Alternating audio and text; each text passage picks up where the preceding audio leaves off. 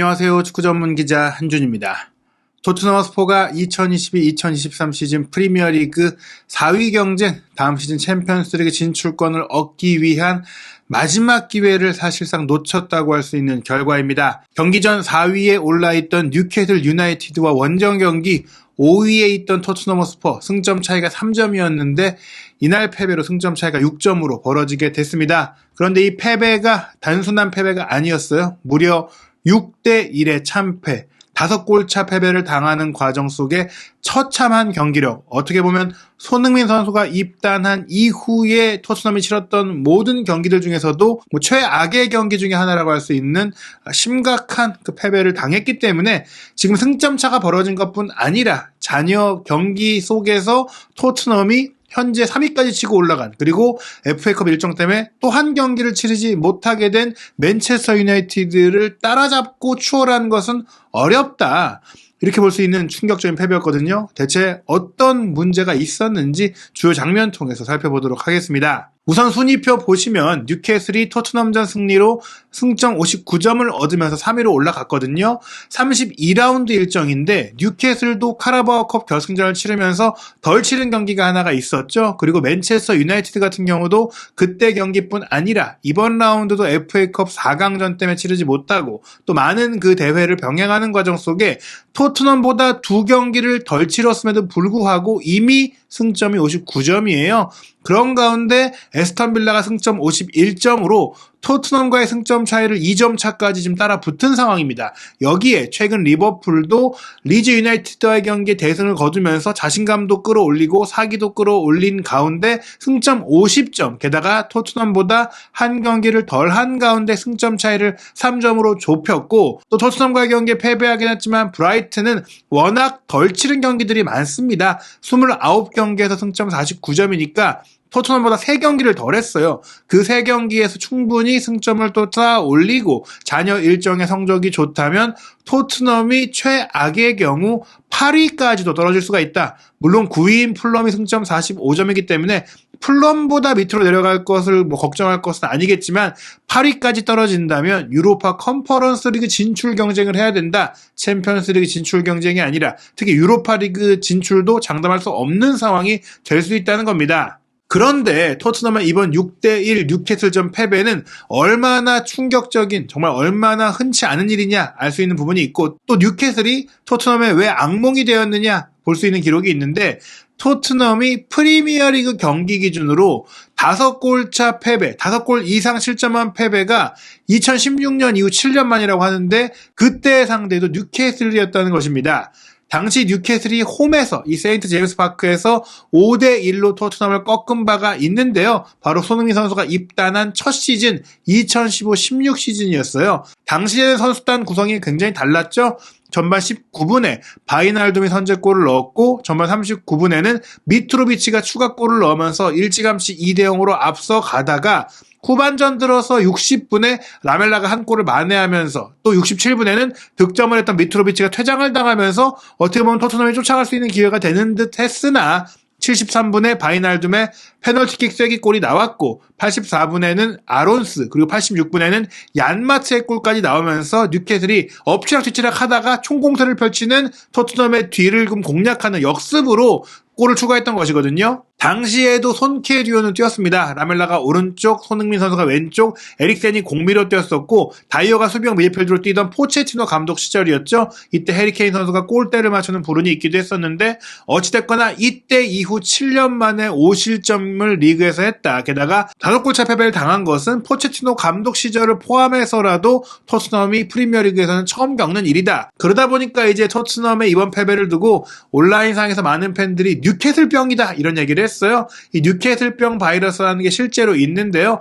닭에게 굉장히 무서운 전염병이다. 한국에서는 1926년에 발생했고 이게 뉴캐슬병이라고 얘기가 나온 게 뉴캐슬 지역에서 이제 발원이 됐기 때문에 조류 전염병이거든요. 우리 이제 토트넘의 또 마스코트이자 상징이 닭이기도 해서 우스갯소리로 이런 얘기가 나올 정도로 토트넘이 뉴캐슬에게 정말 큰 내상을 입는 패배를 당했다고 볼 수 있겠는데, 그렇다면 어쩌다가 이 브라이턴전 승리로 반등하는 듯했던 토트넘이 본머스전 충격적인 역전패에 이어 뉴캐슬전 1대6 참패까지 당하게 당하게 됐느냐? 선발 명단에서 파격이 있었어요. 토트넘 공식 채널에서도 스텔리니 임시 감독의 변화를 줬다라고 하면서 선발 명단을 소개했는데 지난 본머스와의 경기에서 랑글레가 부상을 당하면서 교체로 들어왔던 산체스가 최악의 수비를 보이면서 다시 한번 교체되는 그런 상황이 있었고 홈팬들의 야유까지 받았잖아요. 이번 경기 산체스를 쓰지 못하는 가운데 랑글레와 벤 데이비스가 명단에는 들어왔지만 여전히 선발로 뛸 정도의 몸 상태는 아니었기 때문에 스텔리니 임시 감독은 포백을 시도했습니다.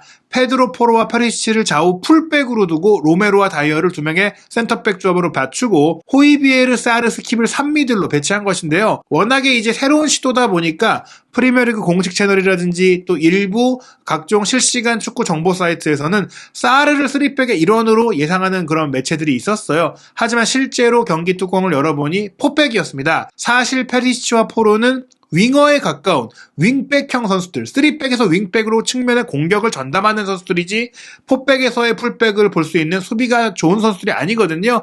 오히려 윙백으로 뛸 때도 수비에 약점이 있는 선수들인데 이 선수들이 뛰면서 결국에는 뒷공간을 계속해서 공략당하면서 일찌감치 실점을 많이 했다. 이렇게 볼 수가 있겠습니다. 뉴캐슬 4-3-3, 토트넘 4-3-3으로 경기를 했는데 뉴캐슬은 4-3-3을 원래 잘 쓰던 팀이고 게다가 왼쪽 측면 공격수인 조엘링턴이 왼쪽 메잘라 역할을 함께하면서 수비력과 압박력과 전술적인 능력까지 좋은 선수이고 또 오른쪽에 머피 같은 경우도 최근에 컨디션을 높이고 있는 중이었기 때문에 알미론이 없는 가운데에서도 뉴캐슬의 경기력이 조금 개선되고 있는 상황이었고 여기에 부상 복귀 이후 골 감각이 좋은 이사까지 뛰고 있고 또 기마랑이스도 부상을 털고 돌아온 이후에는 중원 조율을 잘하고 있는 데다가 윌록과 롱스태프까지 최근에는 이전에 안 좋았을 때보다는 경기력이 살아나고 있기 때문에 뉴캐슬이 최고조의 경기력을 보인 반면 토트넘은 사실 콘테 감독 부임 이후 단 한 번도 쓰지 않았던 이 포백을 갑작스럽게 시도했다가 수비가 붕괴됐다. 경기 시작 2분 만에 선제골을 내준 것이 큰 타격이었는데요. 지금 보시면은 중앙 지역에서 패스가 기마랑이스에게서 넘어올 때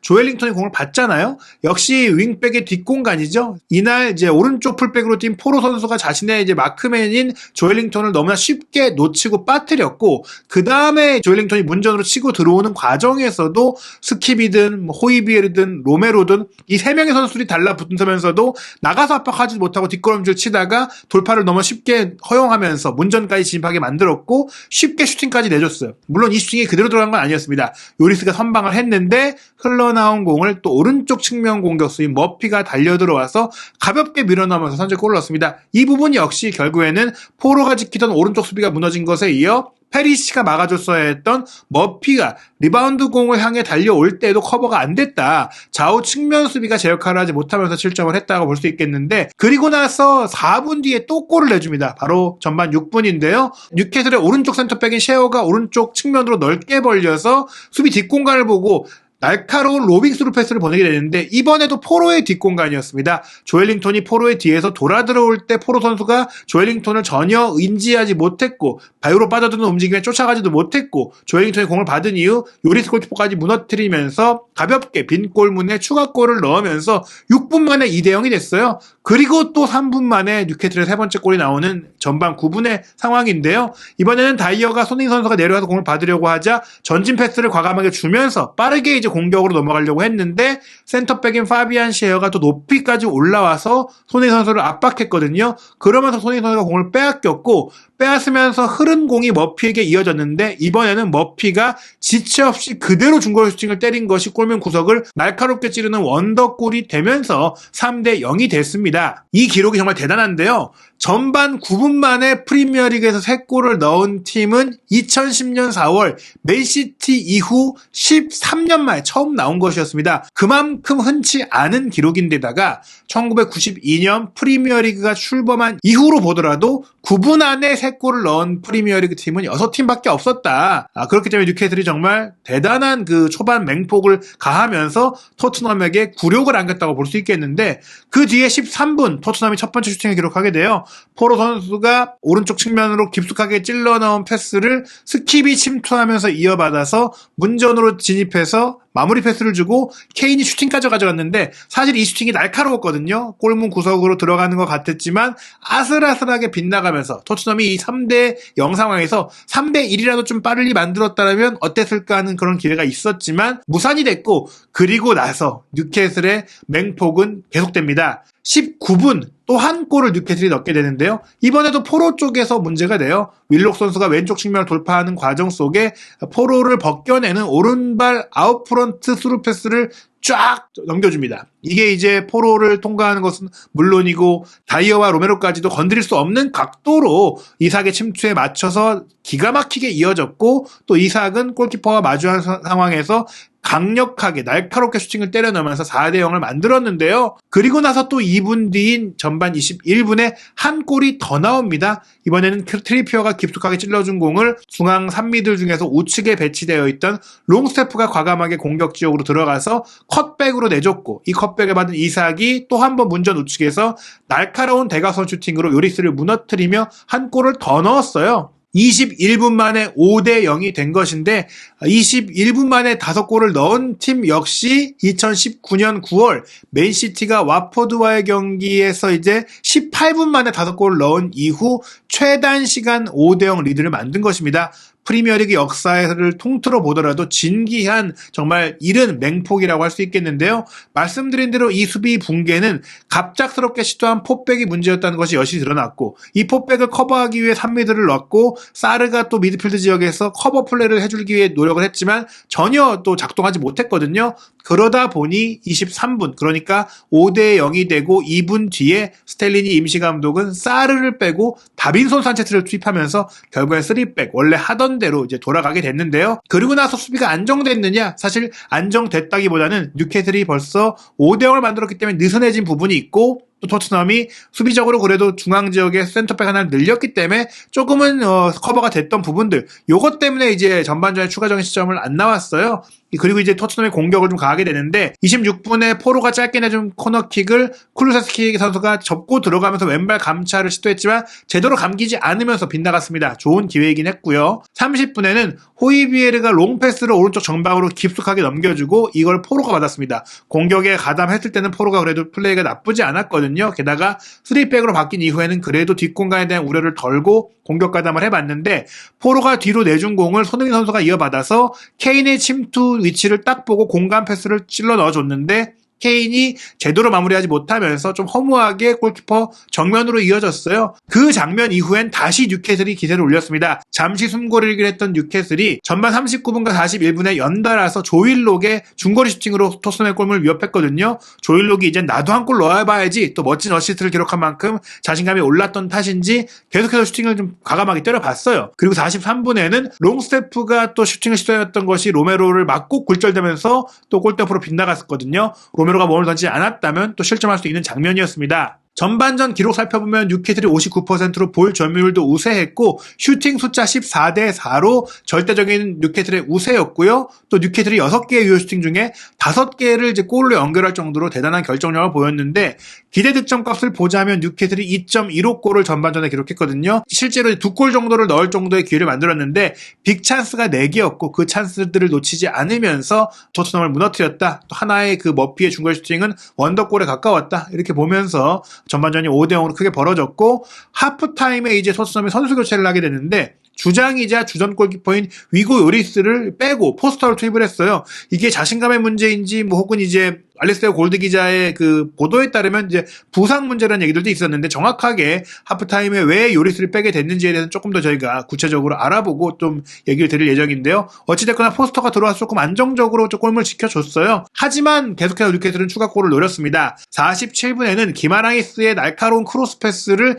이삭 선수가 헤더로 연결한 것이 크게 떴는데, 사실은 이삭 선수가 아니라 뒤에서 달려들어오던 조엘링톤이 헤더를 했다면 좀 더 정확하게 할 수 있었을 것이다. 물론 포로가 조엘링톤 앞에 있었기 때문에 이삭 선수가 이걸 빠뜨렸어야 된다 이렇게 볼 수는 없겠지만, 포로가 또 헤더를 잘 못하고 또 조엘링톤이 이런 부분에 있어서 힘에서 더 강한다는 걸 생각한다면 좀 흘려줬으면 어땠을까 할 수 있는 장면이었다고 볼 수 있겠는데요. 토트넘은 그래도 빠르게 한 골을 만회했어요. 49분이었는데요. 호이비에르의 스루 패스를 받아서 케인 선수가 하프라인 부근에서 빠져 들어가면서 공을 이어받았고 단독 돌파로 뉴캐슬 선수들이 패스 주지 않을까라고 좀 주저하는 부분들도 있었고 워낙 크게 앞서다 보니까 경계심이 좀 흐트러진 것도 같았는데 케인이 골 에어리어 근방까지 혼자 그냥 치고 들어가서 왼발 슈팅을 구석으로 꽂아 넣어버렸습니다. 그러면서 5대1을 만들었지만 이게 추격의 불씨가 되기는 쉽지는 않았어요. 워낙 골차가 많기 때문인데 그래도 이 골이 나오고 나서는 손흥민 선수도 슈팅 기회를 좀 만들었습니다. 51분에는 손흥민 선수의 패스를 받은 페리시치가 오른발 중거리 슈팅을 시도한 것이 아슬아슬하게 크로스바를 넘긴 상황이 있었는데 물론 52분에는 뉴캐슬이 한 골을 더 넣을 기회가 있었어요. 기마랑이스의 전진 패스를 받은 롱스테프의 크로스 패스가 이삭 선수의 헤더 슈팅으로 연결만 됐다면 지금 사진에서 보시다시피 골대가 완전 열려 있었기 때문에 골이 될 수 있었는데 이게 머리 옆을 싹 스치면서 임팩트가 되지 못하면서 무산이 됐습니다. 61분에 손흥민 선수도 과감하게 왼발 중거리 슈팅을 시도해봤지만 수비의 육탄 방어에 막혔고요. 64분에는 또 페리시의 스루 패스를 받아서 손흥민 선수가 왼쪽에서 가운데로 치고 들어가면서 셰어까지 벗겨내고 오른발 슈팅을 때린 게 하필이면 보트만의 또 육탄 방어에 걸리면서 결실을 맺지 못했습니다. 그런 가운데 이제 뉴캐슬은 충분히 무리드한 상태이기 때문에 선수들의 체력도 보강해주고 로테이션을 가동을 했는데요. 이삭과 머피를 빼주고 윌슨과 알미론을 투입했는데 사실 윌슨도 주전급 공격수고 알미론은 부상 때문에 최근에 이제 못 나오다가 이제 점점 부상 복귀 이후 출전 시간을 늘려가는 와중이기 때문에 오히려 뉴캐슬의 공격력이 손상된 게 아니라 더 강해졌다고 볼 수가 있어요. 실제로 68분에 알미론과 윌슨이 골을 합작하게 되는데요. 알미론이 시도한 슈팅이 로메로를 맞고 굴절되고 흐른 것을 윌슨이 빠르게 달려들어서 밀어넣으면서 6대1을 만들었습니다. 전반전에 많은 골이 나왔던 것에 비해서 후반전에는 많은 골이 나오진 않았지만 어찌됐건 뉴캐슬이 한 골을 더 추가했고요. 이 리드 속에 70분에 뉴캐슬은 기마랑이스와 트리피어까지 빼고 고든과 만큐어를 투입하면서 확실하게 이제는 후보 선수들에게 기회를 주는 그런 모습들이 있었고요. 토트넘도 72분에는 쿨루셉스키를 빼고 단주마를 투입했고요. 그러다가 74분에는 뉴캐슬이 주전 수비수인 셰어가 햄스트링 부상을 겪으면서 라셀스를 투입하는 또 교체가 있었습니다. 경기 막판은 거의 선수 교체를 통해서 양팀 모두 체력 안배를 하는 이미 승부가 결정이 됐기 때문에 그런 상황들이 이어졌는데요. 지난 1월 달에 에버튼에서 뉴캐슬로 이제 이적한 이후 부진을 겪고 있던 고든도 사실 살아날 뻔했어요. 79분에 윌록의 패스를 받아서 골키퍼 포스터를 제치는 칩샷을 성공시키는 듯 했는데 페리시치가 골이 되기 전에 걷어내면서 이 고든의 기회를 막아냈습니다. 83분에는 손흥민 선수도 내려오고 히샬리송이 투입이 됐는데요.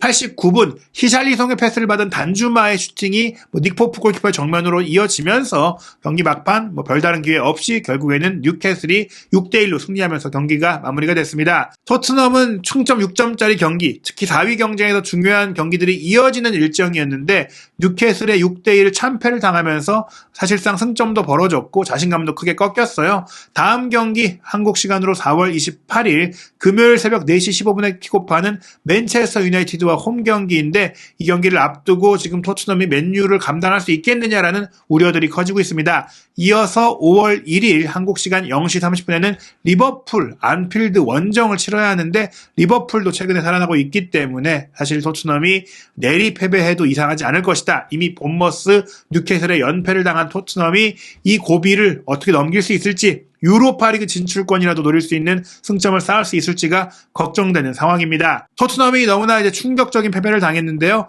이어서 부버지 김현민 기자와 정밀한 분석으로 또 한번 토트넘의 문제를 진단해드리고 또 현지에서의 반응들은 어떤지 한준TV를 통해서 확인하시기 바랍니다.